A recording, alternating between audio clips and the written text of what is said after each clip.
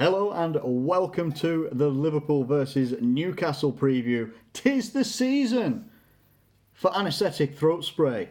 Oh wow, this stuff is absolutely magnificent. It is fantastic. It really gets you through those tough times for your throat during this time of year if you're suffering, It's a bit, one of those, don't swallow it, just spray it. Don't swallow it though, because it burns. It really burns. Anyway, we're going to come up against Newcastle on Boxing Day, 3 o'clock in the afternoon at Anfield. We come up against 15th placed Newcastle, whose most recent result was a 0-0 against Fulham. I nearly said 0-0 victory. I'm not Michael Owen. Come on. Keep it together.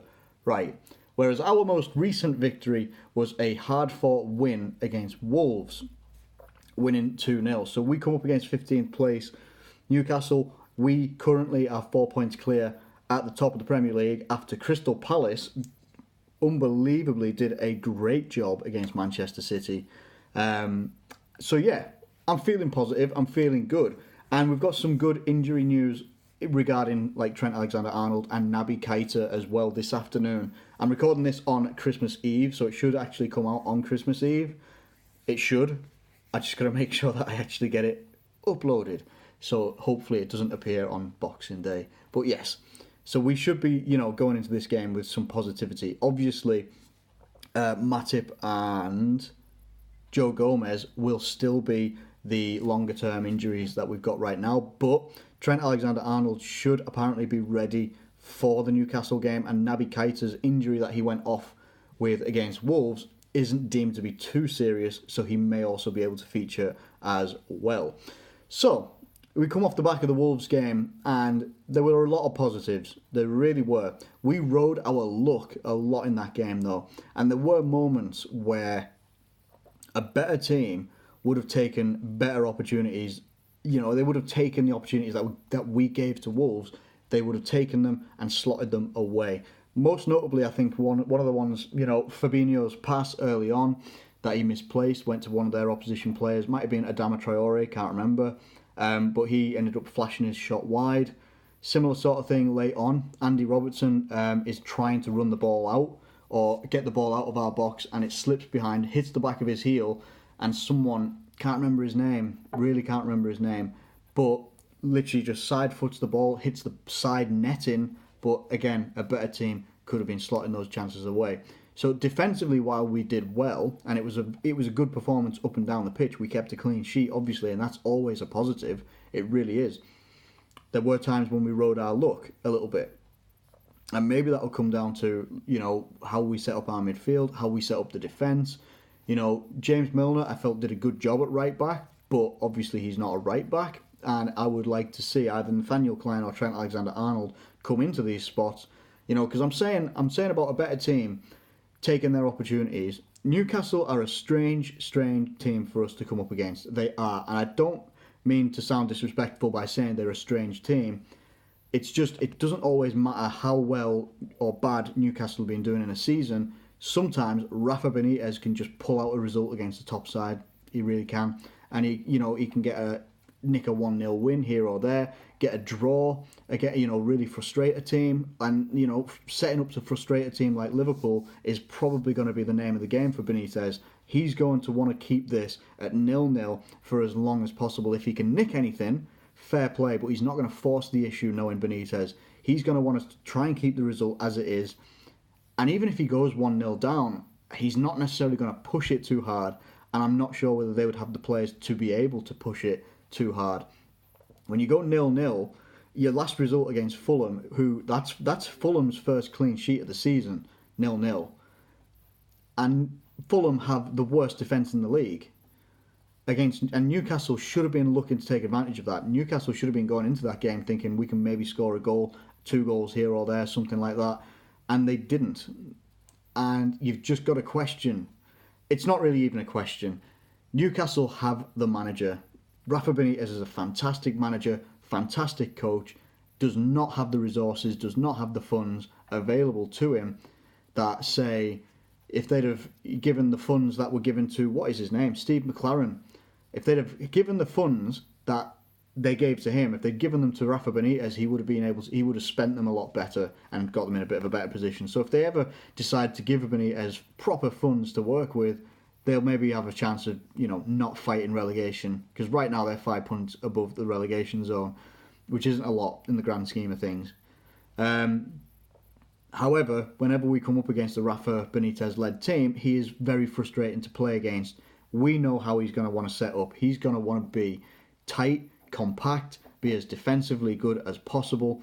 And the only good thing about this, for us really, is that we have been able to come against loads of different types of opposition, still remain unbeaten at the moment. Game 19 of the season happens on Boxing Day against Newcastle. So that literally means we are exactly halfway into the season. And we've come up against so many different types of opposition. Those that want to come and attack us and we'll attack them. Those that want to sit and frustrate us. And most of the time we come out as winners. We win games. We've shown in the past that we used to get really frustrated against the teams like back in the day, like Burnley, who used to be able to really frustrate you. Sit so many men behind the ball, and you find it so difficult to break down, get your forwards in and behind and in through their defences. We've been able to unlock most teams, in fact, if not all teams, to a certain extent. And I firmly believe that we'll be able to do it against Newcastle. I don't know if Newcastle have any injuries. I don't really know how Newcastle line up, if I'm being honest with you, because I haven't watched a lot of their games. A lot of their games are either the 3 o'clock kickoffs, can't watch them. Really can't watch them. Been struggling to watch Liverpool kickoffs at 3 o'clock, even though they've been rare. And I've not really seen a great deal of Newcastle. I've mainly just seen their results of late. So I don't know how they set up. I don't know how they play, whether they're forward thinking or if they're just going to be like the Rafa Benitez type team that I think they will be. As I said before, they're going to try and keep compact. They're going to try and keep the result at 0-0 for as long as possible. If they can nick something, they will, but they won't necessarily force the issue, I don't think. It's not like when we come up against like a Wolves, who I felt were more threatening to us than Man United were under Mourinho. I have to say under Mourinho now because of the result they got against Cardiff at the weekend under Solskjaer. But Wolves were difficult. They had pace in all the right areas. They got good midfielders. They've got a good solid defence, a good goalkeeper, and it was our quality in different areas of the pitch and our ingenuity in some, like our forward play, like Salah, Fabinho, and all those guys. That was what got us the game. It wasn't easy. For Newcastle, they can have games where they are able to frustrate the opponent, but they don't consistently do it. And once you seem to get one goal against Newcastle, it can collapse. They can go inward into themselves, and then it's almost like the floodgates can open. They were 2-0 up against Manchester United in 10 minutes this season. The game finished 3-2 to Man United, because once United got their goal back, once they got that goal back, the floodgates opened against Newcastle. They couldn't keep them shut. They lost their composure, they lost their discipline, and I still believe that is something that will happen. And that's not down to Benitez, that's down to the players. That's down to the mentality of the players and the quality of the players as well. And if he had the quality, you'd be able to build that mentality up. But right now he can't. That's why I keep saying Benitez is going to want to keep this result at 0-0 for as long as possible. He's at Anfield. We are very good at Anfield. And I still feel that we will be very good this game as well. Haven't gone through the starting lineup yet, so let's do that now. Alisson in goal. Robertson, left back. Van Dijk, centre back. Lovren at centre back. But there is a rumour that he could look to rotate. And you might be thinking, we've got no one to rotate with. Well, the rumour is that Fabinho could be utilised as a centre back. And I totally understand it. I kind of get it. And I'm not opposed to it as long as it works. If it works, kind of like Guardiola against Palace, he said, when you make selections, like bold ones, and it works, you're a genius. When it doesn't work, not so much a genius. And he put John Stones in midfield, and it wasn't working. Now, you take a midfielder like Fabinho, who started his career out as a right back, so he does have, obviously, experience playing in a back line, but at right back, I can kind of see it. I can understand it, because I think he's, 6'2", so he's about the same height as Joe Gomez. He's got good mobility, good passing ability. He's very physical. He's got a good little bit of pace about him as well. I can understand it. Just as much as I'm not a big fan of Lovren, he is actually a centre-back. So if we're going to look to rotate, fair play. I hope that we're going to keep Van Dijk in there and it's not going to end up being like a Fabinho-Lovren partnership, because I think my mind might melt if that happens. I really do. I love Fabinho and I think he's great in midfield. I really do. I just think it could be a bit of a risk to play him at centre-back, but if that's what he goes for, I can understand it, as I say. Trent Alexander-Arnold could come back and feature against Newcastle. I might look at it and be a little bit different and be, okay, well, Trent could either play this game or he could play against Arsenal. I'm not entirely sure which one I would rather do.